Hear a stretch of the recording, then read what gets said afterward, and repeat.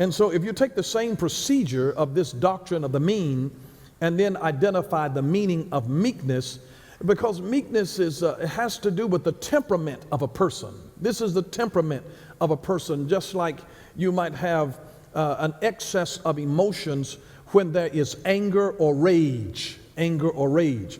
Now, the opposite of anger or rage would be what we call apathy, where a person just doesn't care about anything. It is the inability to even feel pain or anger. That's apathy. You just don't care one way or another. Anything happens, it's like, okay, so. And there are some people that have been hurt so much that they have learned to numb themselves to the pain of life, and they don't let anything upset them. They're numb. But let me just tell you, that whenever you get to a place that you can't feel pain, it's a sign of a serious illness in the body. If you get stuck and you can't feel it, you got a serious problem. It's a sign of health when you can feel pain. If you get to a place where you can no longer feel pain, you're in bad shape. When you've turned off that to the degree that you can't feel anymore, you've lost your ability to feel, you have become apathetic. See, that's one extreme. The other extreme is where you just feel everything. You're just hot-headed, you got rage, and this anger and this passion that just rises out of you. So really meekness is actually, it is the mean of both the extreme of a violent temper and then the passivity of being apathetic, where you feel nothing and you let nothing ruffle your feathers. Meekness is really the mean of that, the average of that. So a meek person is one who knows the value of his emotions and he has them in balance. He has them in balance.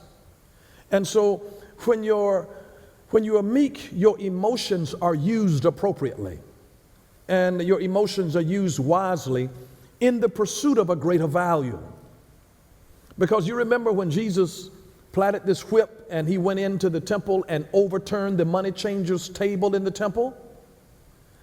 Let me just say to you, that was not apathy and it was not rage either. It was meekness. It was meekness. It was righteous indignation that had filled him, but Jesus was in total control. He had not flipped out.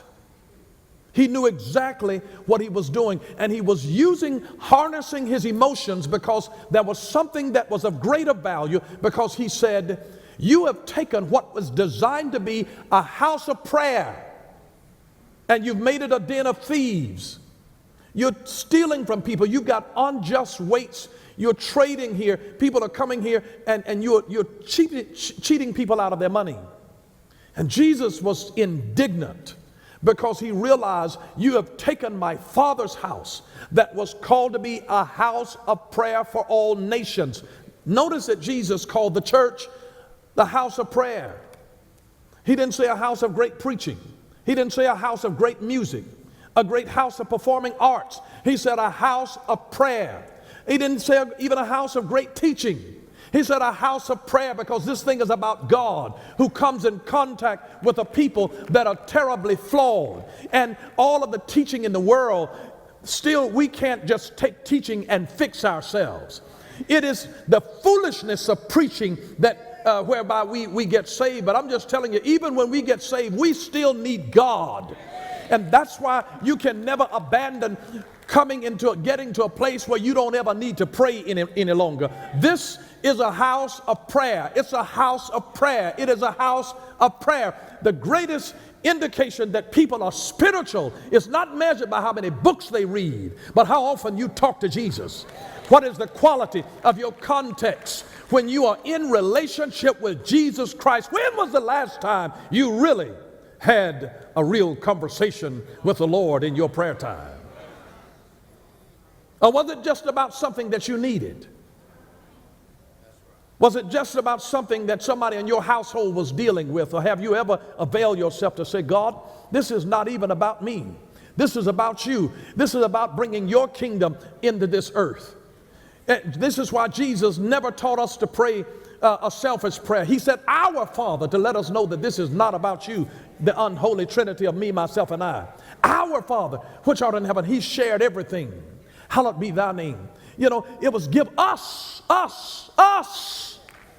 collectively. Give us this day our daily bread. Because I want you to understand that when God, by his own work of redemption, God stepped out in space and in glory, and he created this world in an incredible three-part act. The first was the creation, the second was the fall, and the third was the redemption of man. We are still living in the days of the act of the redemption of God in the earth.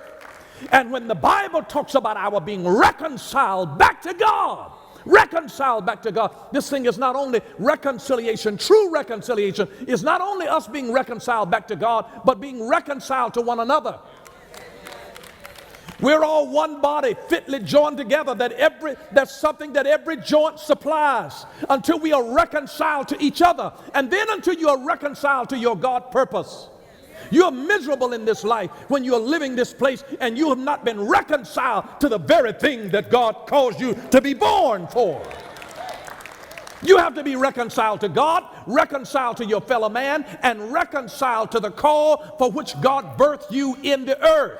We have to be reconciled to God. What is it that you were born to do? And if you're living something outside of what you were born to do, you're in consternation, because there's something that is not reconciled for the very thing for which you are fitted and fashioned in this world. So we have to be reconciled to God, reconciled to our fellow man, and reconciled according to the blueprint of the mapping that God has already designed us in our lives, until we get into that place where we are fitted. And so when Jesus is in this place in the temple, and he realizes that this is an abuse, because this is not reconciled according to how God designed the house of prayer to be, he says, you've turned it into something, you have perverted its very purpose for which it was established. You perverted it. And so there was consternation. He was still meek, but he was harnessing all of his emotions for the greater good of restoring order in the house of God, which was a house specifically of prayer.